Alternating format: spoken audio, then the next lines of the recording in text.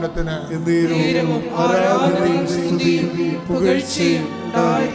സാമ്പത്തിക മാർഗങ്ങൾ തെളിഞ്ഞു വരാത്തവരെ, പല ബാങ്കുകളും മുട്ടിട്ട് ലോൺ കിട്ടാതിരിക്കുന്നവരെ,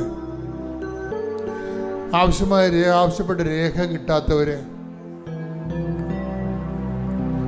വീടിന് നമ്പർ കിട്ടാത്തവരെ, ഇനി ഈ വിഷയത്തിൽ ചെയ്യാൻ ഇനി ഒന്നുമില്ല, ഞാൻ എന്ത് ചെയ്യുമെന്ന് അറിയാൻ പറ്റാതെ പകച്ചു നിൽക്കുന്നവര്,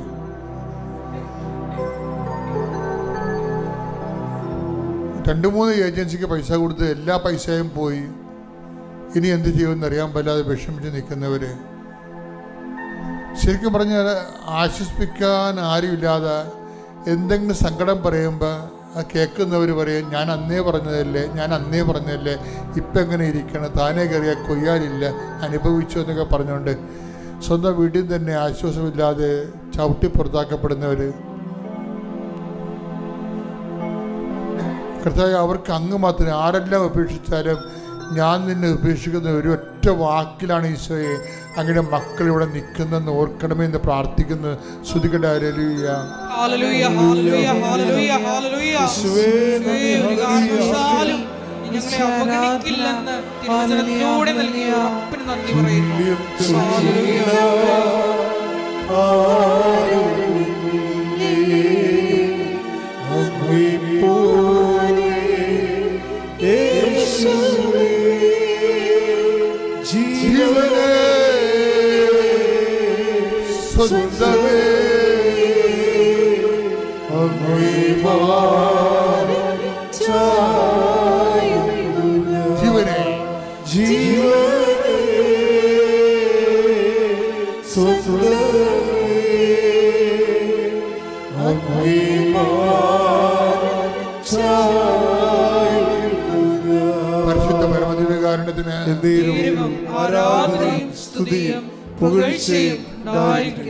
മക്കളെ ഓർത്ത് വേദനിക്കുന്നവര്, അവരുടെ വിസ കട്ടാകാൻ പോകുന്നു, അവർക്ക് വിസ പുതുക്കി കിട്ടണില്ല, ഇനി എന്ത് ചെയ്യുന്നവർക്കൊരു ഐഡിയ ഇല്ല, കുഞ്ഞുങ്ങളെ അവിടെ കൊണ്ടുപോയി വിസയും പുതുക്കാൻ പറ്റണില്ല, ചെയ്തുകൊണ്ടിരുന്ന ജോലിയുടെ പ്രോജക്റ്റും തീർന്ന് തിരിച്ചു പോരേണ്ടി വരുന്നു, വിസ കിട്ടുന്നില്ലെങ്കിൽ എന്ത് ചെയ്യും? അങ്ങനെ കുഴങ്ങിക്കിടക്കുന്നവർക്ക് തീരുമാനം എടുക്കാൻ പറ്റാതെ വിഷമിക്കുന്നവരുടെ മേൽ കർത്താവിൻ്റെ അരുവി വരാൻ വേണ്ടി പ്രാർത്ഥിച്ചുകൊണ്ടിരിക്കേണ്ട സമയമാണ്. ജീവിതത്തിനുണ്ടാകുന്ന ഓരോ വിഷയങ്ങളെല്ലാം പേപ്പർ സംബന്ധമായ രേഖ സംബന്ധമായ സൈൻ ചെയ്ത് കിട്ടേണ്ട ഒരു അവസ്ഥകളിൽ നിന്റെ എല്ലാ പേപ്പറുകളും സൈൻ ചെയ്യുന്നതിന് വേണ്ടി നിൽക്കും തടസ്സങ്ങളെ യേശു നാമത്തിൽ മാറിപ്പോകട്ടെ എന്ന് കൽപ്പിക്കുന്ന ശ്രുതികട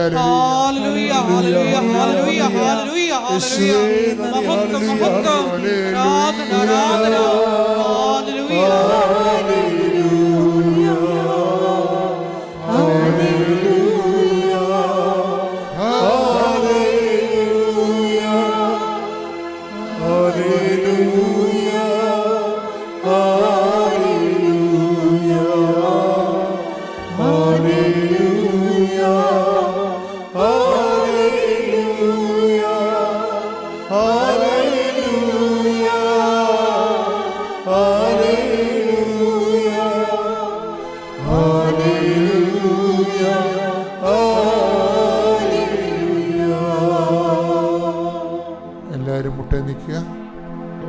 മുട്ടയിൽ നിന്നാണ് സമാപന ആശീർവാദം മേടിക്കേണ്ടത്. ഇപ്പോഴും മൗനമായിട്ട് വ്യക്തിപരമായ ആവശ്യങ്ങൾ സമർപ്പിക്കേണ്ട സമയമാണ്, ഓൺലൈനിലുള്ളവർ പ്രത്യേകിച്ച്.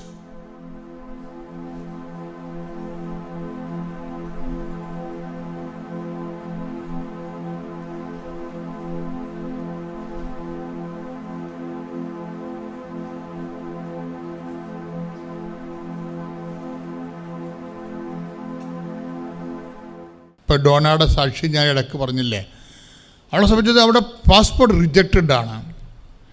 പാസ്പോർട്ട് റിജക്റ്റഡ് ആകണം. വെറും ഒരു 72 മണിക്കൂർ കൊണ്ട് പുതിയ പാസ്പോർട്ട് പ്രൊഡ്യൂസ് ചെയ്യണം. നടക്കാത്ത കാര്യമാണ്. 1 മാസം അതിൻ്റെ ഡോർമെൻറ്റ് ടൈമുണ്ട്. പക്ഷേ ഇവൾ പാസ്പോർട്ട് തിരിച്ച് റിജക്റ്റായ പാസ്പോർട്ട്, സ്പെല്ലിംഗ് മിസ്റ്റേക്കുള്ള പാസ്പോർട്ട് കൊണ്ടുവന്ന് പാസ്പോർട്ട് ഓഫീസിൽ കാണിക്കുമ്പോൾ അയാൾ പറയും ഇതിൻ്റെ മിസ്റ്റേക്സ് ഒന്നുമില്ല എന്ന് പറയണില്ലേ എന്ന് പറഞ്ഞ് അയാൾ റിജക്റ്റ് ചെയ്യും. അപ്പോൾ ഫോറിൻ എംബസിയിൽ നിന്ന് റിജക്റ്റായി, ഈ നമ്മുടെ പാസ്പോർട്ട് ഓഫീസിൽ നിന്ന് റിജക്റ്റ് കഴിയുമ്പോൾ ഇവിടെ എവിടെ പോകാനാണ്? അപ്പോൾ അവിടെ ഉള്ളിൽ നിന്ന് നീ ഇടത്തോട്ടോ വലത്തോട്ടോ തിരിയുമ്പോൾ പിന്നിൽ നിന്ന് ഒരു സ്വരം കേൾക്കുമെന്ന് പറഞ്ഞില്ലേ? ഇതിനാണ് ദൈവസാന്നിധ്യം എന്ന് പറയുന്നത്. പെട്ടെന്ന് അവളുടെ ഉള്ളിൽ കത്തും. എന്താ? മുകളിലോട്ട് പോവുക, ഏറ്റവും മുകളിൽ ഹയർ ഓഫീസറിനെ പോയി കാണുക. അതെന്താണ്? നീ വലത്തോട്ട് ഇടത്തോട്ട് തിരിയും. ആ വചനെടുത്ത് ശ്രുതികട്ടെ യെശയ്യാ 30:21 വായിച്ചുള്ളുക. നീ വലത്തോട്ടോ ഇടത്തോട്ടോ തിരിയുമ്പോൾ, പറഞ്ഞ നീ വലത്തോട്ടോ ഇടത്തോട്ടോ തിരിയുമ്പോൾ നിന്റെ കാതുകൾ പിന്നിൽ നിന്ന് ഒരു സ്വരം ശ്രവിക്കും. ഇതാണ് വഴി, ഇതിലേ പോവുക. ഈ ഒരു ഫോർമാറ്റിലേക്ക് മൈൻഡ് സെറ്റ് തിരിച്ചു വരണം നമ്മൾ. അതായത് പെട്ടെന്ന് ഡെഡ് എൻഡായി കഴിഞ്ഞാൽ പരിശുദ്ധാത്മാവ് വർക്ക് ചെയ്യും. മനസ്സിലായില്ലേ? ഇവളുടെ പാസ്പോർട്ട് റിജക്റ്റായി, ഫോറിൽ നിന്ന് റിജക്റ്റായി, വിസ റിജക്റ്റായി, ഇവിടെ നിന്ന് റിജക്റ്റായി. അപ്പം പിന്നെ എന്തു ചെയ്യും? പിന്നെ എങ്ങോട്ട് തിരിഞ്ഞിട്ടും നിവർത്തില്ലാത്തപ്പോൾ പിന്നിൽ നിന്ന് ഒരു സ്വരം കേൾക്കും, ഇതാണ് വഴി, ഇതിലേ പോവുക. അവളുടെ മനസ്സിൽ തോന്നി ഹയർ ഓഫീസറിനെ പോയി കാണാൻ പറഞ്ഞ്. ഹയർ ഓഫീസറിനെ പോയി കാണുമ്പോൾ അതിനേക്കാൾ വിഷയം കോംപ്ലിക്കേറ്റഡ് ആവും. പക്ഷെ ഹയർ ഓഫീസറിനെ പോയി കാണുമ്പോൾ ഇവൾ ഉടമ്പടി കാശിനിടയിലുണ്ട്. അത് തൊട്ട് വിശ്വാസപ്രമാണം ശരിയാ പോണത്. അതായത് നിങ്ങൾ ഉടമ്പടി പ്രകാരം നിങ്ങൾക്ക് ദൈവം വാഗ്ദാനം ചെയ്തിരിക്കുന്ന അവിടുത്തെ സാന്നിധ്യം. ദാറ്റ് മീൻസ് എന്താണ്? 33:14 വായിച്ചോളൂ. പുറപ്പാടിന്റെ പുസ്തകം. സ്തുതിക്കട്ടെ ഹല്ലേലൂയ. പുറപ്പാട് 33:14. കർത്താവ് പറഞ്ഞു, ഞാൻ തന്നെ നിന്നോട് കൂടെ വരികയും നിനക്ക് ആശ്വാസം നൽകുകയും ചെയ്യും. So presence is for consolation. No, അതാണ് എൻ്റെ ഉടമ്പടിയുടെ രീതി. എന്ന് വെച്ചാൽ ദൈവസാന്നിധ്യം നൽകണത് എന്തിനാണ്? ചുമ്മാ കാഴ്ചക്കാരനെ പോലെയല്ല. ഇപ്പം ചില നിയമസഭയിലും UNOയിലുമൊക്കെ ചില ക്ഷണിക്കപ്പെട്ട അതിഥികളില്ലേ, ഓൺ ലുക്കേഴ്സായിട്ട് പോയി അവിടെ പ്രൊസീഡിങ്സ് കണ്ടുകൊണ്ടിരിക്കും. ഇറ്റ്സിനെഡിലും ഉണ്ടാകും പ്രൊസീഡിങ്സ് കണ്ടുകൊണ്ടിരിക്കുക അനുവാദം. വല്ല കഥയുള്ളാവും. എന്നുവെച്ചാൽ അവരുടെ പ്രൊസീഡിങ്സേ നമുക്ക് കണ്ടുകൊണ്ടിരിക്കാവുന്ന. അതിനകത്ത് വോട്ട് ചെയ്യാനൊന്നും നമുക്ക് അധികാരമില്ല. നിരീക്ഷകരായി പോണവർ. മനസ്സിലായോ? നമുക്ക് അതായത് ഇതുപോലെ വലിയ ഫോറങ്ങളിൽ നിരീക്ഷകരുണ്ടാവും. അവർക്ക് വിളിക്കാൻ പറ്റത്തില്ല. അവർ ക്ലിപ്പിട്ട് വെച്ചിരിക്കുകയാണ്. നിരീക്ഷകരായിട്ട് കണ്ണ് മാത്രം തുറന്നിരിക്കും, അവർ ക്ലിപ്പിട്ട് വെച്ചിരിക്കുക. അതിനാണ് നിരീക്ഷകരെന്ന് പറയുന്നത്. പക്ഷെ പരിശുദ്ധാത്മാവ് ഒരു നിരീക്ഷകനല്ല. മനസ്സിലായില്ലേ? നീ വലത്തോട്ട് ഇടത്തോട്ട് തിരിയുമ്പോൾ ഇതാണ് വഴി, ഇതിലേ പോവുക എന്ന് പറയും. നീ 34:14 നമ്മളെന്താ വായിച്ചത്? കേട്ടോ, എന്താ വായിച്ചത്? ഞാൻ തന്നെ നിന്നോട് കൂടെ വരികയും നിനക്ക് ആശ്വാസം നൽകുകയും ചെയ്യും. നിന്നോട് വരിക മാത്രമല്ല ചെയ്യണത്, പിന്നെ എന്താണ്? നിനക്ക് ഉടമ്പടി എടുക്കുന്നൊരു ബോധം ഉണ്ടാകണം. ദൈവം എൻ്റെ കൂടെ ഉണ്ട്. എങ്ങനെയുള്ള ദൈവമാണ്? നിരീക്ഷകനായ ദൈവമല്ല. പിന്നെ എന്താണ്? എനിക്ക് ആശ്വാസം നൽകണ ദൈവം. പുറപ്പാട് 33:16. അങ്ങ് പോരുന്നില്ലെങ്കിൽ അങ്ങ് എന്നിലും അങ്ങയുടെ ജനത്തിലും സംപ്രീതനാണെന്ന് എങ്ങനെ വെളിപ്പെടും? അങ്ങ് ഞങ്ങളോടൊത്ത് യാത്ര ചെയ്യുമെങ്കിൽ അങ്ങ് ഞങ്ങളോടൊത്ത് യാത്ര ചെയ്യുമെങ്കിൽ ഞാനും അങ്ങയുടെ ജനവും ഭൂമുഖത്തുള്ള എല്ലാ ജനതകളിൽ നിന്ന് വ്യത്യസ്തരായിരിക്കും. Praise the Lord. Make a difference എന്നോ പറയത്തില്ലേ? അതായത് മറ്റ് വ്യക്തികളിൽ നിന്ന് നമ്മൾ വ്യത്യസ്തരായിരിക്കും. അനിൽ ജോർജിൻ്റെ സാക്ഷ്യം എന്ന് പറയുന്നത് അവിടെയാണ് വ്യത്യസ്തമായിരിക്കുന്നത്. അതായത് ഇവൻ ഒരു പയ്യൻസാണ്. ശരിക്കും ഇവന് ആകപ്പാടെയുള്ള ആസ്തി എന്താണ്? വിശ്വാസം. പിന്നെ ഉള്ളത് എന്താണ്? ആഗ്രഹം. ഇത്രയേ ഉള്ളൂ. ഈ രണ്ട് കൊണ്ടാണ് ഇവിടെ മൂലധനം ഇതാണ്, ക്യാപിറ്റലാണ്. ഒരു വിശ്വാസിയുടെ ക്യാപിറ്റൽ എന്താണ്? പൈതൃക സ്വത്താണോ? കാലാകാലങ്ങളായിട്ട് അപ്പന്മാരിൽ നിന്ന് പകർന്ന് കിട്ടിയ 100 കണക്കിന് ഏക്കർ ഭൂമിയാണോ? എന്താണ്? നമുക്കുള്ള വിദ്യാഭ്യാസമാണോ? നമുക്കുള്ള കെട്ടുപാടുകളാണോ? നമുക്ക് ശുപാർശ ചെയ്യാനും നമ്മളെ സപ്പോർട്ട് ചെയ്യാനും പിന്തുണക്കാനുമുള്ള സംവിധാനങ്ങളാണോ? What is the capital of a faithful? ഒരു വ്യക്തിയുടെ മൂലധനം എന്താണ്? You must know by no means. നീ അത് മനസ്സിലാക്കാതെ നിനക്ക് മുന്നോട്ട് പോകാൻ പറ്റത്തില്ല.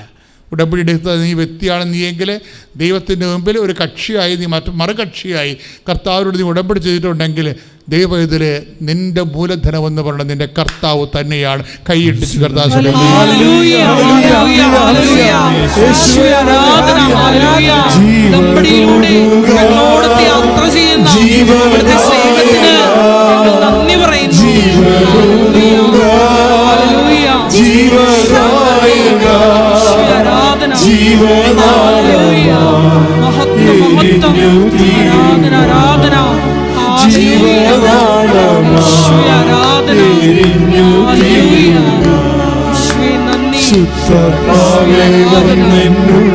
വാസം ചെയ്യണേ, സത്യാത്മാവേ നിത്യതയിൽ എത്തുവോളം.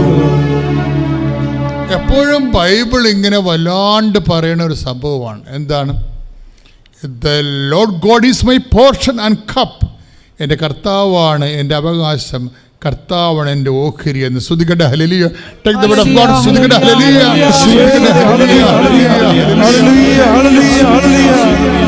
ജീവനുദുക ജീവദായക, ജീവനുദുക ജീവദായക, ജീവനാളമായി എരിഞ്ഞു തീരുക, ജീവനാളമായി എരിഞ്ഞു തീരുക. ജനം കേൾക്കുക, ഏറ്റുപറയുക. 16 സങ്കീർത്തനം 5 തിരുവചനം. 16 സങ്കീർത്തനം 16:5 ഏറ്റുപറയുക. കർത്താവാണ് എൻ്റെ ഓഹരിയും പാനപാത്രവും. ഓ ദാറ്റ്സ് ഓക്കെ. അതായത് ഒന്ന് പറഞ്ഞേ, കർത്താവാണ്, കർത്താവാണ്, കർത്താവാണ്, കർത്താവാണ് എൻ്റെ ഓഹരിയും, എൻ്റെ ഓഹരിയും പാനപാത്രവും. പാനപാത്രവും. The Lord God is my portion and cup. എന്നുവെച്ചാൽ കർത്താവാണ് എൻ്റെ അവകാശം, എൻ്റെ അപ്പം തന്ന സ്വത്തല്ല. നിങ്ങൾ എവിടെ ആശ്രയിക്കണമെന്ന് പറയുകയാണ്. You must rely upon your Lord, your God, who is crucified and risen. നിന്റെ മേൽ നിനക്ക് വേണ്ടി പരിഹാരം ചെയ്ത് ഉയർത്തെഴുന്നേറ്റ് നിനക്ക് വേണ്ടി പകരമായവനെയാണ് നമ്മൾ ആശ്രയിക്കേണ്ടത്. കൈയടിച്ച് കർത്താൻ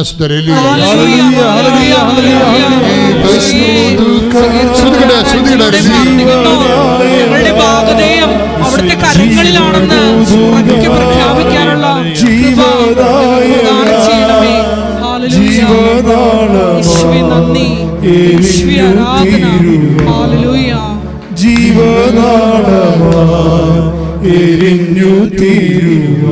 പരിശുദ്ധ പരമ ദിവ്യകാരുണ്യത്തിന് ആരാധനയും സ്തുതിയും പുകഴ്ചയും പരിശുദ്ധ പരമ ദിവ്യകാരുണ്യത്തിന് ആരാധനയും സ്തുതിയും പുകഴ്ചയും ഇത്തരം കാര്യങ്ങളാണ് അതുൽ ജോർജ് പറയണത്. എന്താണ്? എൻ്റെ ആസ്തി, എൻ്റെ മൂലധനം എന്ന് പറയുന്നത് എന്താണ്? എൻ്റെ വിശ്വാസമാണെന്ന്. എൻ്റെ വിശ്വാസം എന്ന് പറയുന്നത് എൻ്റെ അവകാശവും എൻ്റെ ഓഹരിയുമായ എൻ്റെ കർത്താവിൽ. ഒന്ന് പറഞ്ഞേ, എൻ്റെ ആസ്തിയും എൻ്റെ അവകാശവും എൻ്റെ ഓഹരിയുമായ കർത്താവാണ് എൻ്റെ മൂലധനം. എൻ്റെ ആസ്തിയും എൻ്റെ അവകാശവുമായ കർത്താവാണ് എൻ്റെ മൂലധനം. അതുകൊണ്ട് അവൻ പറയുന്നൊരു കാര്യമുണ്ട്, എനിക്ക് സിവിൽ പോയിന്റ്സ് ഇല്ല, അതുകൊണ്ട് ബാങ്കുകാർ എന്നെ റിജക്റ്റ് ചെയ്തു. That means I lost my merit, അല്ലേ? ഉടമ്പടി ഭാഷയെ പറഞ്ഞാൽ എൻ്റെ മെറിറ്റ് പോയി. അപ്പോൾ ഞാൻ എന്ത് ചെയ്തു? ഞാൻ ഉടമ്പടിയെ റിലൈസ് ചെയ്തു. നിങ്ങൾ ഓർക്കണം, ഹീസ് എ സ്റ്റുഡൻറ്റ്. ഒത്തിരിയേറെ വർഷങ്ങൾ കർത്താവുമായിട്ട് ബന്ധമുള്ള ആളല്ല, ഒരു പുതുക്കക്കാരനാണ്. എന്നാലും ചെയ്യണ കാര്യങ്ങൾ വൃത്തിയും മെനയായിട്ടങ്ങോട്ട് ചെയ്തിരിക്കുകയാണ്, വെടിപ്പായിട്ടങ്ങോട്ട് ചെയ്തിരിക്കുകയാണ്. എന്നിട്ട് ഉടമ്പടിയെ അത് റൈറ്റ് ഫോളോ ചെയ്യുകയാണ് കൃത്യമായിട്ട്. എന്താണ്? എൻ്റെ കർത്താവാണ് എൻ്റെ ഓഹരി, എൻ്റെ അവകാശമെന്ന് പറയുന്ന സങ്കീർത്തനം 16:5 നിലപാടാണ്. എന്താണ്? എൻ്റെ ആസ്തി എൻ്റെ വിശ്വാസമാണെന്ന് പറയണത്. എൻ്റെ ആസ്തി. കൃപാസന പ്രസാദപര മാതാവിനും ഉണ്ണീശോയ്ക്കും 1000 നന്ദി പറയുന്നു. ഈ അൾത്താരയിൽ കയറി സാക്ഷ്യം പറയുവാൻ എന്നെ ഇടയാക്കിയതിന് ആദ്യമേ നന്ദി. എൻ്റെ പേര് സുജ ഡാനിയേൽ. ഞാൻ പത്തനംതിട്ട ജില്ലയിൽ നിന്നും വരുന്നു. 2021 മാർച്ചിൽ ആദ്യമായി ഈ പള്ളിയിൽ വരാൻ എനിക്ക് സാധിച്ചു. അന്ന് വന്ന് കൊറോണ കാലമായതിനാൽ ഉടമ്പടി എടുക്കാൻ സാധിച്ചില്ല. പക്ഷേ ഇവിടെ നിന്നും നേർച്ച വസ്തുക്കളും പ്രത്യക്ഷീകരണ പ്രാർത്ഥനയുടെ കാർഡും എല്ലാം വാങ്ങിച്ചു കൊണ്ടുപോയി. അന്ന് മുതൽ തന്നെ പ്രത്യക്ഷീകരണ പ്രാർത്ഥന ചൊല്ലുമായിരുന്നു. ഉടമ്പടി സാക്ഷ്യങ്ങളും ഇടയ്ക്കൊക്കെ അച്ഛൻ്റെ സാക്ഷ്യവും ധ്യാനവും ഒക്കെ കേൾക്കുവാനായിട്ട് സമയം കണ്ടെത്തിയിരുന്നു. പക്ഷേ ആ സമയത്തൊക്കെ എൻ്റെ മോള് പറയും, 2022 +2 എക്സാം സമയമായപ്പോൾ, മോളെ മമ്മി അമ്മ പോയി ഉടമ്പടി എടുക്കുക, എൻ്റെ എക്സാമാണ്. അപ്പോൾ ഞാൻ പറയും, മനെ ഞാൻ പ്രാർത്ഥിക്കുന്നുണ്ട് മോൾക്ക് വേണ്ടി, എല്ലാം മാതാവ് നടത്തിത്തരും. അപ്പോൾ എൻ്റെ മോള് പറയും, മമ്മിക്ക് ഒരു ദിവസം പോകാൻ മാതാവ് തന്നെ അതിനുള്ള സാഹചര്യം ഒരുക്കി തരുമെന്ന് എൻ്റെ മോളൊന്ന് എന്നോട് പറഞ്ഞു. പക്ഷേ എനിക്ക് അന്നും ഞാൻ ദൈവത്തോട് എപ്പോഴും പ്രാർത്ഥിച്ചുകൊണ്ടിരുന്നു. 2022 ഏപ്രിലായപ്പോൾ എനിക്ക് അതിഭയങ്കരമായ ബ്ലീഡിങ് സ്റ്റാർട്ട് ചെയ്തു. ഒരു 15 ദിവസമായിട്ട് തലകറങ്ങുന്ന അവസ്ഥ വരെ എത്തി. അപ്പോൾ ഞാൻ പെട്ടെന്ന് ഹോസ്പിറ്റലിൽ പോവുകയും ഗൈനക്കോളജിസ്റ്റിനെ കാണുകയും ചെയ്തു. സ്കാൻ ചെയ്യാനും ഒരുപാട് ടെസ്റ്റുകൾക്കും ക്യാൻസർ ടെസ്റ്റ് എല്ലാവിധ ടെസ്റ്റുകൾക്കും എഴുതി തന്നു. ഒരാഴ്ച കഴിഞ്ഞ് സ്കാൻ ചെയ്ത് കഴിഞ്ഞ് ഗുളികകളൊക്കെ എഴുതി തന്നു. സ്കാൻ ചെയ്ത് കഴിഞ്ഞ് ഞാൻ റിസൾട്ടുമായിട്ട് ചെന്നു. അപ്പോൾ എൻ്റെ എൻഡോമെട്രിയം ഒരു 14 മില്ലിമീറ്റർ സൈസ് തിക്കണ്ടായിരുന്നു. അത് നോർമലെന്ന് പറഞ്ഞാൽ 4നും 7നും ഇടയ്ക്കായിരിക്കണം ആ സമയത്ത് ആ തിക്കൻസ് വേണ്ടത്. എൻ്റെ ഓവറിയിലും 4.2 സൈസിൽ ഒരു ഓവറിയൻ സിസ്റ്റം ഉണ്ടായിരുന്നു. അത് ഡോക്ടർ അത്ര മൈൻഡ് ചെയ്തില്ല. പക്ഷേ എന്നോട് പറഞ്ഞു, സഹോദരി ഇപ്പോൾ തന്നെ നിങ്ങൾ അഡ്മിറ്റ് ആകുക, നിങ്ങൾക്ക് ഡിയാൻസ് ചെയ്യേണ്ടി വരും. അപ്പോൾ ഞാൻ പറഞ്ഞു, ഡോക്ടർ എൻ്റെ മകളുടെ +2 എക്സാം നടക്കുകയാണ്, എനിക്കിപ്പോൾ അതിന് സാധിക്കുകയില്ല. അപ്പോൾ തന്നെ ഞാൻ മനസ്സിൽ നിരൂപിച്ചു, കൃപാസനത്തിൽ വന്ന് എനിക്ക് ഉടമ്പടി എടുക്കണം, എൻ്റെ അസുഖങ്ങളെല്ലാം മാറ്റിത്തരുമെന്ന് ഞാൻ അപ്പോൾ തന്നെ അമ്മയോട് പ്രാർത്ഥിച്ചു. 2022 ഏപ്രിൽ 28 ഞാനിവിടെ വന്ന് ഉടമ്പടി എടുത്തു. അന്ന് മുതൽ പ്രത്യക്ഷീകരണ പ്രാർത്ഥനയും എല്ലാവിധ ഉടമ്പടിയിൽ എന്തെല്ലാം കാര്യങ്ങൾ പറഞ്ഞിട്ടുണ്ടെന്നോ അതെല്ലാം അക്ഷരം പ്രതി അനുസരിച്ച് ഞാൻ എല്ലാ കാര്യങ്ങളും ചെയ്തുകൊണ്ടിരുന്നു. ഒരാഴ്ചയ്ക്ക് ശേഷം ഡോക്ടർ പറഞ്ഞു, എങ്കിൽ താങ്കൾ 3 മാസം ഡിയാൻസ് ചെയ്യണമെന്ന് പറഞ്ഞു. അത് കഴിഞ്ഞ് ഞാൻ പറഞ്ഞു, 3 മാസം കഴിഞ്ഞെങ്കിൽ താങ്കൾ ഒന്നുകൂടി സ്കാൻ ചെയ്ത് നോക്കുക. 3 മാസത്തിന് ശേഷം ഞാൻ വീണ്ടും സ്കാൻ ചെയ്തപ്പോൾ ഈ 14 മില്ലിമീറ്റർ ഉണ്ടായിരുന്ന എൻഡോമെട്രിയത്തിൻ്റെ തിക്നെസ് വെറും 4 മില്ലിമീറ്റർ സൈസായിട്ട് കുറഞ്ഞു. അത് കണ്ട് ഡോക്ടർ പറഞ്ഞു, അയ്യോ ഇത് വളരെ എന്ത് പെട്ടെന്നാണ് ഇത് കുറഞ്ഞത്, ഇനിയും ഓപ്പറേഷൻ്റെ ഒന്നും ആവശ്യം വരില്ലല്ലോ.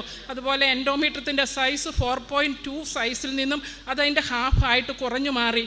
അപ്പോഴും ഡോക്ടർ പറഞ്ഞു, ഇനി ഓപ്പറേഷൻ്റെ ഒന്നും ആവശ്യമില്ല, 3 മാസം കഴിഞ്ഞ് താങ്കൾ ഒന്നുകൂടി സ്കാൻ ചെയ്ത് നോക്കുക, ഓവറിയൻ സിസ്റ്റ് എത്രയോളം വലിപ്പത്തിലായിട്ടുണ്ടെന്ന് നമുക്ക് നോക്കാമെന്ന് പറഞ്ഞു. അത് കഴിഞ്ഞ് ഞാൻ 3 മാസത്തിന് ശേഷം ചെയ്തില്ല. അമ്മയോട് ഞാൻ പ്രാർത്ഥിച്ചുകൊണ്ടിരുന്നു. എല്ലാ ദിവസവും പ്രത്യക്ഷീകരണ പ്രാർത്ഥനയിൽ ഉടമ്പടി തൈലം തേച്ച് ഞാൻ അടിവയറ്റിൽ എന്നും പ്രാർത്ഥിച്ചു കൊണ്ടിരുന്നു. 6 മാസത്തിന് ശേഷം സ്കാൻ ചെയ്തപ്പോൾ എൻ്റെ ഓവേറിയൻ സിസ്റ്റ് അവിടെ ഒന്നും കാണാൻ തന്നെ ഇല്ലായിരുന്നു. അത്രയ്ക്ക് മേൽ അത് ചുങ്ങിപ്പോയിരുന്നു, ഒന്നുമില്ലായിരുന്നു. എൻഡോമെട്രിയൻ നോർമലിലേക്ക് മാറിയപ്പോൾ ഞാൻ പെർഫെക്റ്റ്ലി ഓക്കെയാണ്, എനിക്ക് യാതൊരു കുഴപ്പവുമില്ല. മാതാവിന് സ്തുതി, സ്തോത്രം. അതുപോലെ എൻ്റെ ഉടമ്പടി സാക്ഷ്യത്തിൽ ഞാൻ 6 നിയോഗങ്ങൾ വെച്ചിരുന്നതിൽ ആദ്യം വെച്ച ഉടമ്പടിയിലെ 2 നിയോഗം മാത്രമേ എൻ്റെ സാധിച്ചു കിട്ടിയുള്ളൂ. രണ്ടാമത്തെ നിയോഗം, എൻ്റെ മകൻ കാനഡയിൽ 2019 BBA പഠിക്കാൻ വേണ്ടി പോയി. 2022 എൻ്റെ മോൻ്റെ പഠിത്തം പൂർത്തീകരിക്കാറായി. അപ്പോൾ ഞാൻ എന്നും പറയും, മകനെ നീ മാസ്റ്റേഴ്സ് ഡിഗ്രി എടുക്കണം. അതാ മമ്മി എൻ്റെ കൂട്ടുകാരൊക്കെ 2 വർഷത്തെ കോഴ്സിനാണ് പറഞ്ഞത്, ഞാൻ 3 വർഷം പഠിച്ചില്ലേ, അതൊക്കെ മതി എന്നായിരുന്നു അവൻ്റെ ഇത്. പക്ഷേ ഞാൻ നിയോഗം വെച്ച് പ്രാർത്ഥിച്ചു, മകൻ്റെ മനസ്സൊന്ന് മാറണം, അവൻ മാസ്റ്റേഴ്സ് ഡിഗ്രി എടുക്കാനും എൻ്റെ മനസ്സിന് തോന്നിപ്പിച്ച് കൊടുക്കണമെന്ന് എപ്പോഴും പ്രാർത്ഥിച്ചു കൊണ്ടിരുന്നു. അത് കഴിഞ്ഞ് അവന് പഠിത്തം കഴിഞ്ഞു. ഞാൻ നിയോഗം വെച്ചത് പ്രമാണിച്ച് എൻ്റെ കുഞ്ഞിന് ആമസോൺ എന്നൊരു കമ്പനിയിൽ ജോലി കിട്ടി. അവിടെ ചെന്ന് കഴിഞ്ഞപ്പോഴാണ് അവൻ അറിയുന്നത് ഇവൻ മാത്രം അവിടെ വെറും ബാച്ചലർ ഡിഗ്രിയേ ഉള്ളൂ, എല്ലാവരും മാസ്റ്റേഴ്സ് ഡിഗ്രി ഉള്ളവരാണ്, എൻ്റെ ഈ പഠിത്തം കൊണ്ട് ഒന്നും ആകില്ല എന്ന് അവന് മനസ്സിലായി. അന്ന് തന്നെ അവൻ തീരുമാനിച്ചു എനിക്ക് മാസ്റ്റേഴ്സ് ഡിഗ്രി പഠിക്കണമെന്ന്. വീണ്ടും ഞാൻ പ്രാർത്ഥിച്ചുകൊണ്ടേയിരുന്നു. പക്ഷേ അവന് പഠിക്കണമെങ്കിൽ അവന് PR കിട്ടിയെങ്കിൽ മാത്രമേ അവൻ്റെ ഫീസ് അടയ്ക്കാൻ പറ്റത്തുള്ളൂ, അതില്ലെങ്കിൽ ഒരുപാട് ഫീസാകും. എൻ്റെ കുഞ്ഞ് അവിടെ നിന്നും ഒട്ടാവ എന്ന പ്രോവിൻസിൽ നിന്നും അവനെ വേറൊരു പ്രോവിൻസിലേക്ക് മാറി. അവിടെ ചെന്നാൽ PR പെട്ടെന്ന് കിട്ടുമെന്നുള്ള ആഗ്രഹത്തോടു കൂടി ഈ കഴിഞ്ഞ ഏപ്രിൽ മാസത്തിലാണ് എൻ്റെ കുഞ്ഞ് അവിടേക്ക് പോയത്.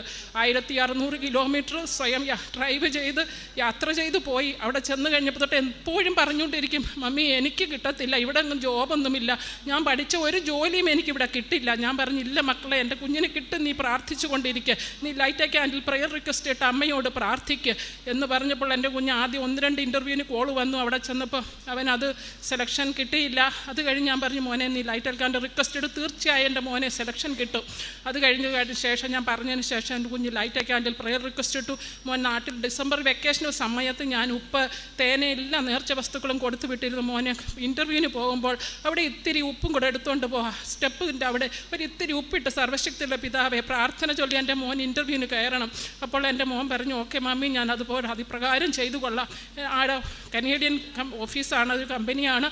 ആകെ 10 പേര് വന്നിട്ടുണ്ട്. ആകെ അതിൽ 9 പേരും കനേഡിയൻസ്. ഈ മോൻ മാത്രമേ ഉള്ളൂ ഒരു ഇന്ത്യൻ മലയാളിയായിട്ട്. അപ്പോൾ വിളിച്ചിട്ട് പറഞ്ഞു, മമ്മി എനിക്ക് കിട്ടുകയൊന്നുമില്ല, ഞാൻ അവിടെ വന്നവരൊക്കെ എന്നെക്കാട്ടിൽ എക്സ്പീരിയൻസ് ഉള്ള ആൾക്കാരാണ്, ഞാൻ വെറും ചെറിയ പ്രായമാണ്, എനിക്ക് കിട്ടില്ല മമ്മി. അപ്പോൾ ഞാൻ പറഞ്ഞു, ഇല്ല മക്കളെ പ്രാർത്ഥിക്കും, ഞാൻ അമ്മയോട് പ്രാർത്ഥിക്കും, മക്കളും പ്രാർത്ഥിക്കുമെന്ന് പറഞ്ഞു. അവൻ പോയി ഇൻ്റർവ്യൂ അറ്റൻഡ് ചെയ്തു. എന്തെല്ലാമോ അവൻ നന്നായിട്ട് ഇൻ്റർവ്യൂ പെർഫോം ചെയ്തു. അത് കഴിഞ്ഞിട്ടും വീണ്ടും അവന് യാതൊരു വിശ്വാസമില്ല അവന് കിട്ടുമെന്ന്. അത് കഴിഞ്ഞ് ഞാനും എൻ്റെ ഹസ്ബൻഡും കൂടി ഒരു രോഗി സന്ദർശനമൊക്കെ കഴിഞ്ഞ് ഞങ്ങൾ തിരിച്ചു വരികയാണ്. തിരിച്ചു വരുന്ന ഓൺ ദ വേയിലായതേ ഉള്ളൂ. അപ്പോൾ എൻ്റെ മോൻ വിളിച്ചിട്ട് പറയുകയാണ്, മമ്മി എനിക്ക് ഓഫർ ലെറ്റർ കിട്ടി, അവർ പറഞ്ഞതിനെക്കാട്ടിലും $1 കൂടെ കൂട്ടിയാണ് എനിക്ക് അവർ ഓഫർ ചെയ്തിരിക്കുന്നതാണ്. മാതാവിന് സ്തുതി, അമ്മയെ സ്തുതി, 1000 നന്ദി.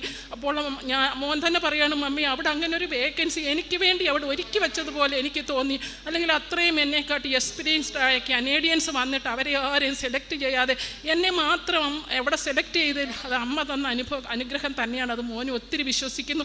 മോന് എപ്പോഴും പ്രാർത്ഥന ചൊല്ലുമ്പോൾ എപ്പോഴും ഞാൻ വിളിക്കുമ്പം ചോദിക്കും, മക്കളെ ബൈബിൾ വായിച്ചോ, പ്രത്യക്ഷീകരണ പ്രാർത്ഥന ചോദിച്ചു, എല്ലാം നന്നായിട്ട് എൻ്റെ മക്കൾ ചെയ്യുന്നുണ്ട്. അതുപോലെ എൻ്റെ കുഞ്ഞിന് പിന്നെ എൻ്റെ മകൾക്കതുപോലെ ബ്രദറിൻ്റെ മകന് വേണ്ടി ഞാൻ നിയോഗം വെച്ച് പ്രാർത്ഥിച്ചിരുന്നു. അവനൊരു ജോലിക്ക് വേണ്ടി, ആ കുഞ്ഞിനൊരു ജോലി കിട്ടി. അതുപോലെ എൻ്റെ മകൾക്ക് വേണ്ടി, എൻ്റെ മകൾ ഈ ജൂൺ ഞാൻ നിയോഗം വെച്ച് ഞാൻ സാക്ഷ്യപ്പെടുത്തേക്കാം എന്ന് പ്രാർത്ഥിച്ചു. ഈ ജൂൺ മാസം 2nd വീക്കിൽ എൻ്റെ മകൾ അതിഭയങ്കര പനിയായിട്ട്, ഒരു സാറ്റർഡേ പനിയായി. ഹോസ്പിറ്റലിൽ സൺഡേ കൊണ്ടുപോയി. അവിടെ ബ്ലഡ് ടെസ്റ്റ് ചെയ്തപ്പോൾ അവിടെ TLC കൗണ്ട് വളരെ കുറവായിട്ട് കാണിച്ചു. അപ്പോൾ അഡ്മിഷൻ പറഞ്ഞു. അഡ്മിഷന് വേണ്ടി ഞാൻ പറഞ്ഞു, ഡോക്ടർ ഇന്ന് സൺഡേ ആണ്, ഞങ്ങൾ നാളെ വരാം. അങ്ങനെ മൺഡേ വന്ന് അഡ്മിറ്റായതിനു ശേഷം എൻ്റെ കുഞ്ഞിൻ്റെ പ്ലേറ്റ്ലെറ്റ് കൗണ്ട് നോർമലായിരുന്നു. പക്ഷേ അത് വളരെ വളരെ കുറഞ്ഞ് താഴ്ന്നുകൊണ്ടിരുന്നു. അത് 2,70,000 നിന്നും കുറഞ്ഞ് അത് താഴോട്ട് പൊയ്ക്കൊണ്ടിരുന്നു. പക്ഷേ എൻ്റെ കുഞ്ഞിൻ്റെ പനി അതിഭയങ്കര പനിയായിരുന്നു. 104 അതിക്കുള്ളൊട്ടും പനി താഴോട്ട് കുറയത്തില്ല. എപ്പോഴും 104, 102. ഈ പനി കൂടുമ്പോൾ എൻ്റെ കുഞ്ഞ് ചോദിച്ചുകൊണ്ടിരിക്കും, മമ്മി ഞാൻ മരിച്ചു പോകുമോ എന്ന് വരെ എൻ്റെ കുഞ്ഞ് എന്നോട് ചോദിക്കും. ഞാൻ പറയും, മക്കളെ ഞാൻ എപ്പോഴും ഈ ഉടമ്പടി തൈലം തേച്ച് എൻ്റെ കുഞ്ഞ് അമ്മയോട് പ്രാർത്ഥിക്കുന്നുണ്ട്, എൻ്റെ മക്കൾക്കൊന്നും വരില്ല, മക്കൾ കൊന്ത ചൊല്ലി പ്രാർത്ഥിക്കുമെന്ന് പറഞ്ഞ് കൊന്തയെടുത്ത് കയ്യിലെടുത്ത് പ്രാർത്ഥിച്ചുകൊണ്ടിരിക്കും. അങ്ങനെ മൺഡേ അഡ്മിറ്റായി. വെള്ളിയാഴ്ച ദിവസമായപ്പോൾ എൻ്റെ കുഞ്ഞിനകത്ത് ഭയങ്കര പനി. 6 അവേർലി ഡോളോ കഴിക്കുന്നു. അത് കഴിഞ്ഞിട്ടും പനി കുറയുന്നില്ല. വൈകുന്നേരം 6 o'clock ഇഞ്ചക്ഷൻ ടാബ്ലറ്റ് ഡോളോ കൊടുത്തു. അത് കഴിഞ്ഞ് പനി 104 പോകാൻ ഞാൻ കണ്ടിന്യൂസ് ആയിട്ട് ഞാനിരുന്ന് കോൾഡ് സ്പഞ്ചിങ് ചെയ്തുകൊണ്ടിരിക്കുകയാണ്. 8 മണിയായപ്പോൾ വീണ്ടും പനി വളരെയധികം കൂടി. ഞാൻ സിസ്റ്റേഴ്സിനോട് പറഞ്ഞു, മോക്ക് പനി വളരെയധികം കൂളാണ്. അവർ വന്ന് ഇഞ്ചക്ഷൻ, പാരസിറ്റാമോൾസിൻ്റെ ഇഞ്ചക്ഷൻ ഇട്ടു. ഞാനപ്പോൾ അമ്മയോട് കണ്ണുനീരൊഴുക്കി പ്രാർത്ഥിച്ചു, അമ്മേ ഞാൻ 1 വർഷമായിട്ട് ഞാൻ ഉടമ്പടി എടുത്ത് പ്രാർത്ഥിക്കുന്ന ആളാണ്. ഞാൻ ഇത്ര ദിവസം കൊണ്ട് ഞാൻ അമ്മയുടെ തിരുസന്നിധിയിൽ ഹോസ്പിറ്റലിൽ പോലും ഞാൻ 1 ദിവസം പോലും എൻ്റെ പ്രാർത്ഥന മുടക്കിയിട്ടില്ല, അച്ഛൻ്റെ ധ്യാനം മുടക്കിയിട്ടില്ല. ഹോസ്പിറ്റലിൽ ഇരുന്ന് പോലും അമ്മ എൻ്റെ പ്രാർത്ഥന എന്തുകൊണ്ടാണ് കേൾക്കാത്തത്? ഞാൻ വന്ന് സാക്ഷ്യം പറഞ്ഞേക്കാം. 6 മണിക്കാണ് ഞാനിങ്ങനെ പറയുന്നത്. എൻ്റെ കുഞ്ഞിന് ഇഞ്ചക്ഷൻ ഇട്ടു. ഞാൻ പറഞ്ഞു, മാതാവേ 8 മണിയാകുമ്പോൾ 9 മണിയാകുമ്പോൾ എൻ്റെ കുഞ്ഞിൻ്റെ പനി 97.8 എനിക്കാക്കി തരണം. ഞാൻ വളരെയധികം വേദനയോടെ കണ്ണീരൊഴുക്കി പ്രാർത്ഥിച്ചു. ആ സമയത്ത് മോളുടെ പപ്പയും ഉണ്ടായിരുന്ന ആശുപത്രിയിൽ. ഞങ്ങൾ 2 പേരും കൈവിരിച്ച് നിന്ന് സർവ്വശക്തിയുള്ള പിതാവെ പ്രാർത്ഥന ചൊല്ലി ഹോസ്പിറ്റലിൽ നിന്നുകൊണ്ട്. അപ്പോൾ എൻ്റെ കുഞ്ഞിൻ്റെ പനി ഞാൻ അപ്പോഴും കോൾഡ് സ്പഞ്ചിങ് ചെയ്തുകൊണ്ടേയിരുന്നു. ഞാൻ 9 മണി 10 മണി എന്നാണ് സമയം പറഞ്ഞത്. 9 മണി കഴിഞ്ഞ് 7 മിനിറ്റ് ആയപ്പോൾ ഞാൻ ടെമ്പറേച്ചർ ചെക്ക് ചെയ്തപ്പോൾ എൻ്റെ കുഞ്ഞിൻ്റെ ടെമ്പറേച്ചർ 97.8. ഞാൻ പറഞ്ഞു, അമ്മ ഇനി എൻ്റെ കുഞ്ഞിന് ഇനി പനി ഉണ്ടാകാൻ പാടില്ല. ഞാൻ ഇത്രമേലും ഞാൻ വിഷമിച്ച് 8 ദിവസമായിട്ട് എൻ്റെ കുഞ്ഞ് ഒരാഴ്ചയായിട്ട് എൻ്റെ കുഞ്ഞ് പനിയായിട്ട് വിഷമിക്കുകയാണ് എൻ്റെ കുഞ്ഞ്. അത് കഴിഞ്ഞ അതിന് ശേഷം പിറ്റേ ദിവസം ഫ്രൈഡേ ആയി വീണ്ടും എൻ്റെ കുഞ്ഞിൻ്റെ പ്ലേറ്റൽ കൗണ്ട് 1,30,000 കുറഞ്ഞുകൊണ്ടിരുന്നു. പക്ഷെ ഓരോ ദിവസവും സാമ്പിൾ എടുത്തു വിടുമ്പം ഞാൻ അതിൽ അമ്മയുടെ ഉടമ്പടി തൈലം തൊട്ട് പ്രാർത്ഥിച്ച് ഞാൻ കൊടുത്തു വിടുന്ന സാമ്പിൾ. ഞാൻ പറഞ്ഞു, അമ്മേ ഇനി ഇതിന് കുറയാൻ പാടില്ല, എൻ്റെ കുഞ്ഞിന് ഇനിയും പ്ലേറ്റൽ കൗണ്ട് ഒട്ടും കുറയരുത്.